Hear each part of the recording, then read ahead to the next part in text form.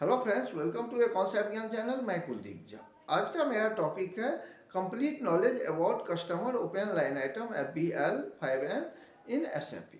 तो आज के वीडियो में आप सीखेंगे जो हम ओपन लाइन आइटम का मीनिंग क्या होता है, उसका जो है यूज क्या है, उसके बाद मोड ऑफ पेमेंट क्या हो सकता है, उसके बाद उसका ओपन लाइन आइटम डिस्प्ले करने का क्या स्टेप है, उसको हम एक्सेल में एक्सपोर्ट कैसे कर सकते हैं, उसके बाद उसका ट्रायल बैलेंस और बैलेंस शीट पे क्या इफेक्ट हो सकता है।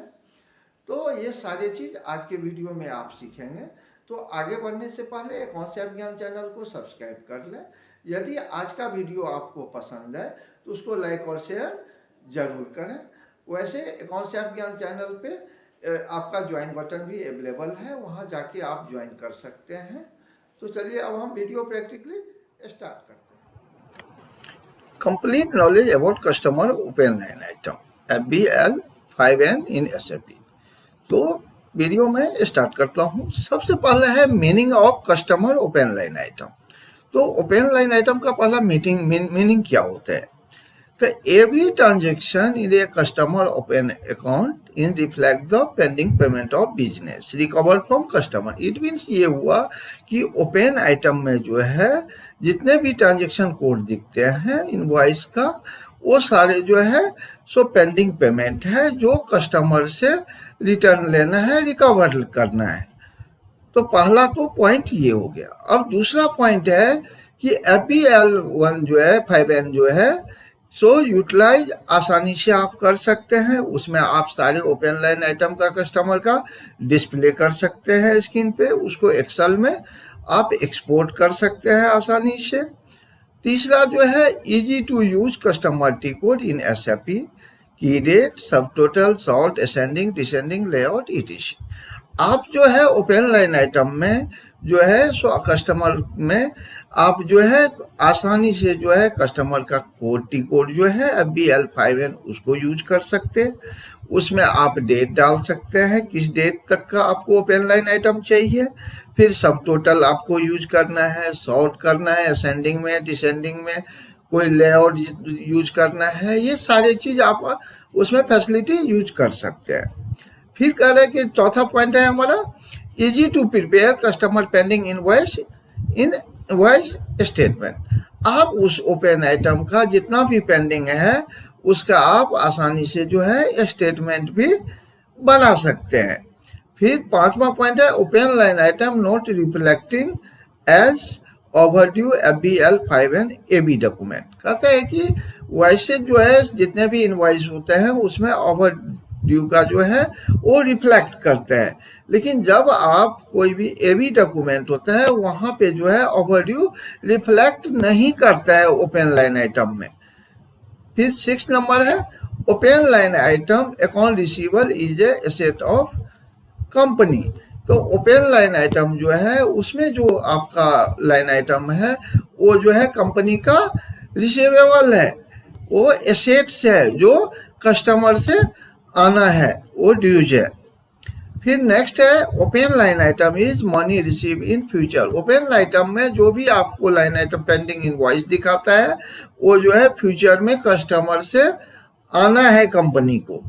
फिर 8 नंबर में दिया है open line item increase in cash flow. Open item का जो भी अमाउंट है वो क्या करता है तो कैश में इंक्रीज करता है।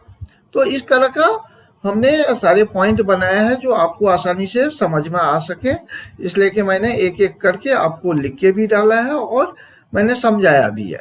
फिर नेक्स्ट स्लाइड पे चलते हैं।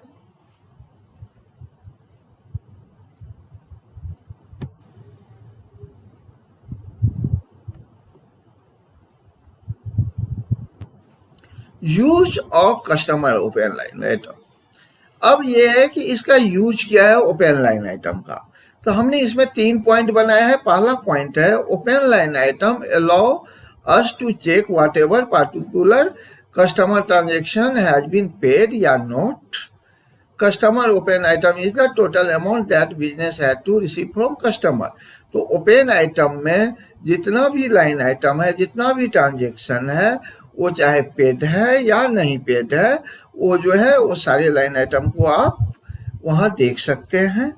उसके बाद वो लाइन आइटम से जो है कस्टमर का जो भी पेमेंट है वो फ्यूचर में रिसीव होना है। फिर सेकेंड है use of open item processing. Open item involve choosing and the activating the open item processing in the last step before posting clearing document. कह रहे हैं कि ये जो है ओपन लाइन आइटम जो है सो जब हमें पेमेंट आ जाता है उससे पहले का ये लास्ट प्रोसेस है। जैसे अगर ओपन आइटम में है उसके बाद अगर हम क्लियरिंग कर देंगे तो वो इंड हो जाता है, क्लोज हो जाता है ट्रांजेक्शन, लेकिन क्लियरिंग से पहले का लास्ट ये प्रोसेस है। नेक्स्ट थर्ड नंबर है open item pending for clearing. It is still open line item until you not clear the amount of against customer invoice it show or the open line item because you have cleared the invoice। ये अब third number है कि ये open item जो है so pending है clearing के लिए, पेंडिंग है पेमेंट के लिए, जिस कारण वो क्लियरिंग तब होगा जब पेंडिंग पेमेंट आ जाएगा कंपनी के पास में। तो ये पेंडिंग है कस्टमर एंड से, वो तब तक पेंडिंग ओपन आइटम में रहेगा जब तक कंपनी कस्टमर से पूरा पेमेंट रिसीव नहीं कर लेगा। तो अब आगे बढ़ते हैं। फिर mode of payment from customer. Customer किस किस तरह से कंपनी को पे कर सकता है, तो एक तो पहला है कैश के थ्रू, दूसरा जो है चेक के थ्रू या telegraphic transfer, mail transfer, bill of exchange के थ्रू कर सकता है, फिर प्रोमिसरी नोट के थ्रू कर सकता है या बैंक ड्राफ्ट के थ्रू कर सकता है या डिजिटल मोड में कोई भी मोड में पेमेंट कर सकता है, चाहे एनएफटी कर दे या आईएमपीएस कर दे या कोई यूपीआई के थ्रू करे। तो इस तरह से वो पेमेंट कर सकते हैं कस्टमर कंपनी को। Next step of customer open item in SAP with practical. अब जो हमारा स्टेप है कि जो हम कस्टमर का जो भी ओपन लाइन आइटम है उसको अगर हम ये सारी चीज ओपन आइटम डिस्प्ले करना है, उसको डेट वाइज हम क्या क्या स्टेप हमारा होना चाहिए जिससे हम ओपन आइटम देख सकें, तो वही स्टेप का मैंने एक एक स्टेप लिखा है। जैसे पहले आपको जो है सो क्या क्या देना है, पहले में टी कोड डालना है, जब आप लॉगिन सेव कर लेंगे तो फिर टी कोड देना है फर्स्ट, सेकंड कंपनी कोड जो आपका रहेगा वो डालना है, थर्ड फिर ओपन आइटम डेट, किस डेट तक आप ओपन आइटम देखना चाह रहे हैं, फोर्थ नंबर टाइप क्या है, फिर लिस्ट ऑफ आउटपुट क्या है, फिर आप की डेट क्या डालना चाह रहे हैं।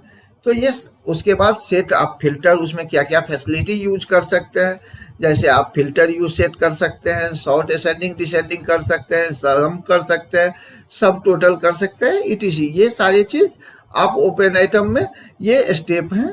अब ये स्टेप को जो है हम आपको एसएपी में लॉगिन करके और आपको एक बार प्रैक्टिकली दिखाते हैं। तो चलिए अब हम एसएपी में चलते हैं। तो सबसे पहले आपको एसएपी में लॉगिन करना है। लॉगिन हम सबसे पहले कर रहे हैं।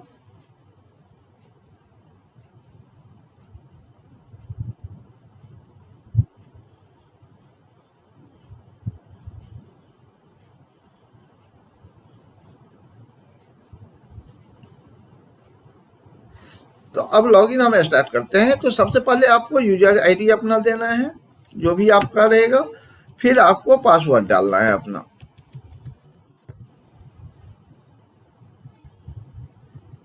फिर इंटर करना है।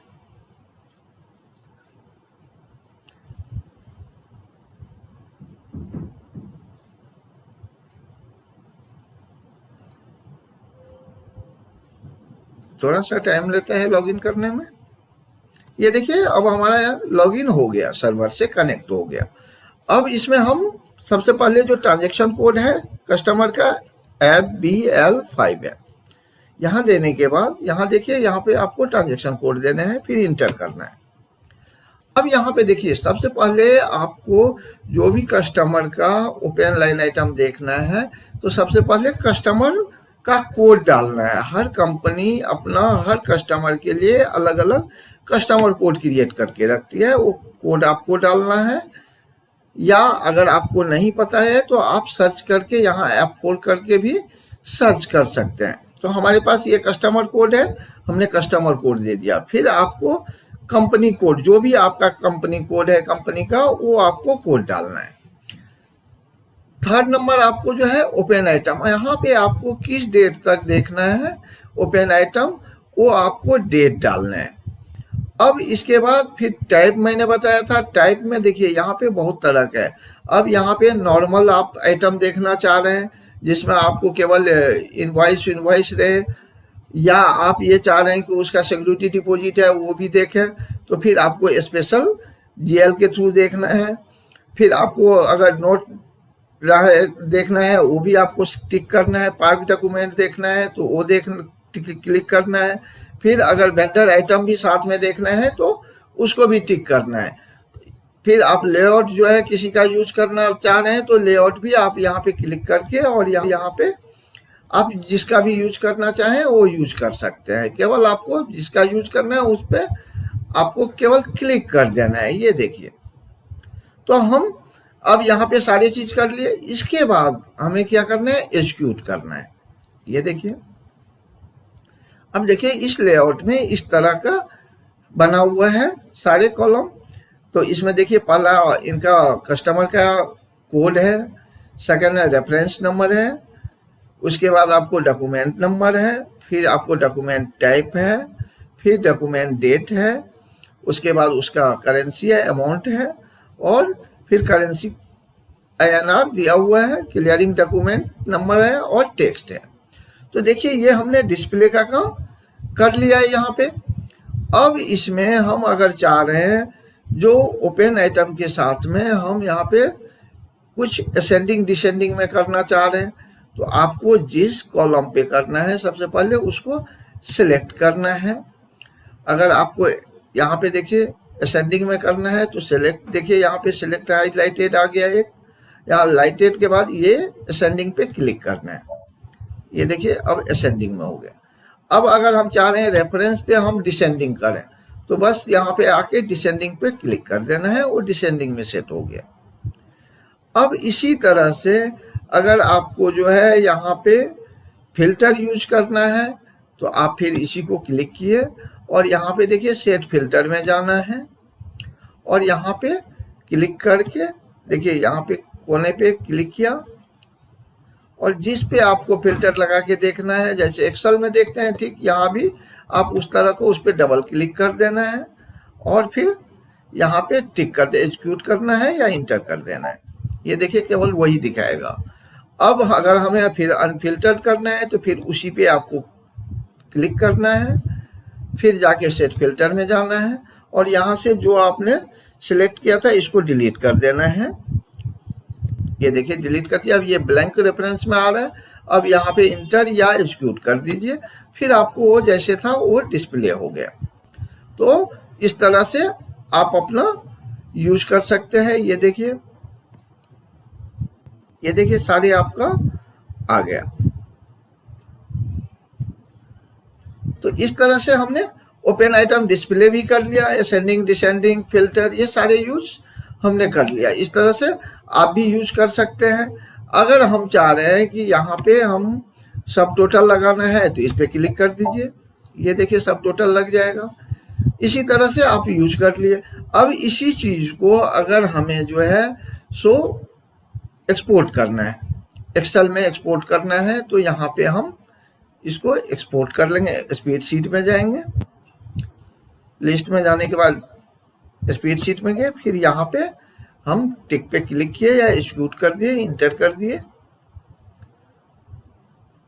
फिर यहाँ पे जहाँ पे आप अपने सुविधा अनुसार सेव कर सकते हैं। हम डेस्कटॉप पे सेव कर रहे हैं, यस, क्योंकि सेम नाम से पढ़ लेता है इसलिए कि वो मैसेज दिया अलाउ, फिर अलाउ करेंगे।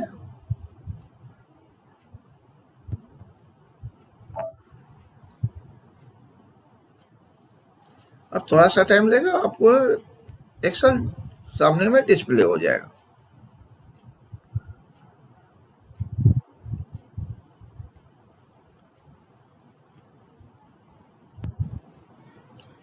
ये देखिए ओपन हो रहा है एक्सेल।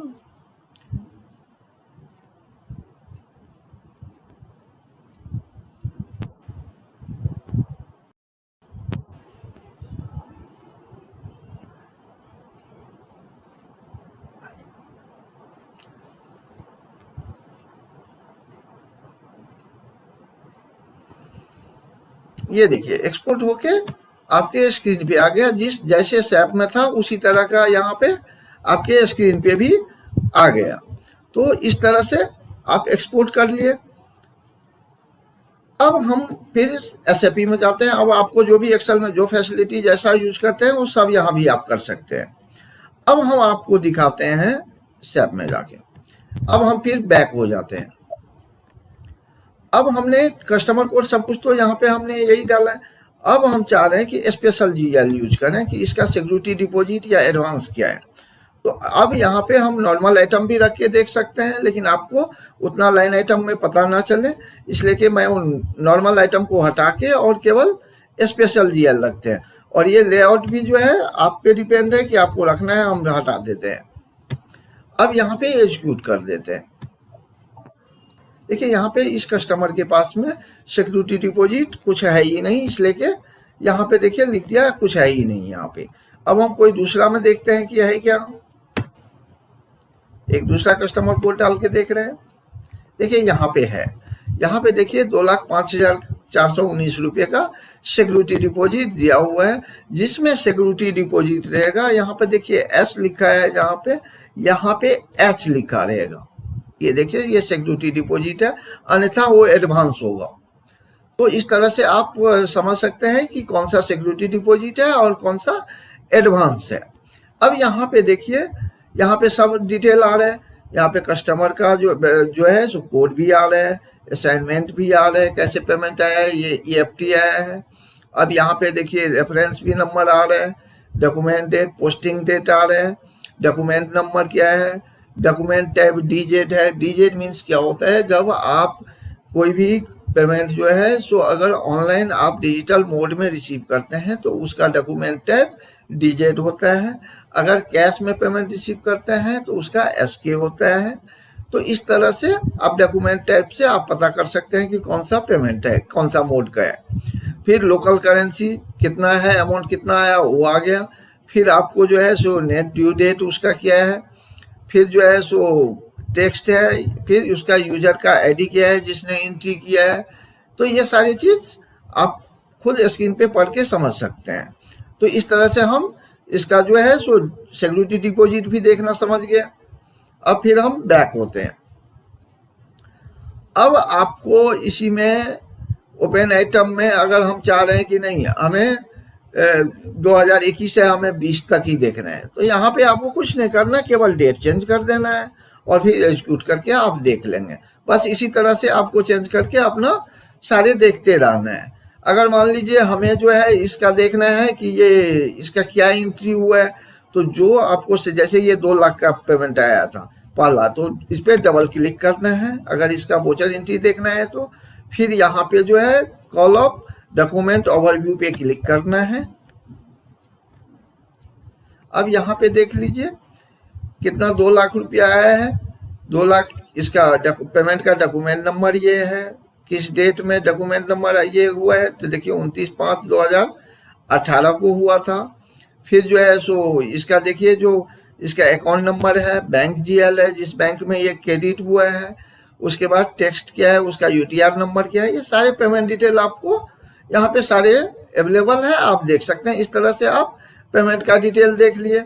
अब इसी तरह से अगर आपको हो सकता है कि इनवॉइस किसी का देखना है तो यहाँ पे आप नॉर्मल आइटम भी ले लीजिए जिससे आपका इनवॉइस डिटेल भी दिखाए कस्टमर का। इसी को एग्जीक्यूट किए। अब देखिए RB जितना है वो सारे कस्टमर का इनवॉइस होता है, DZ सारी पेमेंट होता है। तो RB अगर कोई भी इनवॉइस आपको देखना है तो उस पर डबल क्लिक करना है, फिर आपको डॉक्यूमेंट ओवरव्यू पे क्लिक करना है या F9 भी करेंगे, सेम काम करता है। यहाँ पे देखिए आपको सारे के सारे डिटेल दिखा रहे हैं, डॉक्यूमेंट नंबर क्या है, डॉक्यूमेंट डेट क्या है, पोस्टिंग रेट क्या है, उसका कस्टमर का नाम क्या है, तो ये सारे अमाउंट क्या है, ये सारे डिटेल आपके सामने में है। वो कौन सा GL में गया है तो ये सारे डिटेल है। तो आप इस तरह से खोल के आप समझ सकते हैं और अपना डाटा बना सकते हैं, उसको डाउनलोड आसानी से कर सकते हैं। और डॉक्यूमेंट से रिलेटेड अगर देखना है तो मैंने और एक वीडियो बनाया हुआ है जो complete knowledge about document detail से रिलेटेड, आप वहाँ पे विजिट करके चैनल पे देख सकते हैं। Effect on trial balance and balance sheet. तो ओपन लाइन आइटम जो है वो ट्रायल बैलेंस में जो है सन्ड्री डेब्टर हेड के अंदर में आता है, और वही बैलेंस शीट में जो है ओपन लाइन आइटम जो है करेंट एसेट्स के अंदर में हेड के अंदर में आता है। तो इस तरह से बैलेंस शीट में और ट्रायल बैलेंस में दोनों कहाँ कहाँ पे शो कर रहे हैं वो हमने बताया। फिर आज का वीडियो अब हम यहीं पे ख़त्म करते हैं, और हमारे चैनल पे आप विजिट कीजिए, वहाँ 87+ SAP बेस जो है अकाउंट्स का सारे वीडियो अवेलेबल है, स्टार्टर से लेके और प्रोफेशनल प्लस एक्सपर्ट के लिए सब तरह का वीडियो वहाँ पे छोटी से छोटी बड़ी से बड़ी वीडियो अवेलेबल है।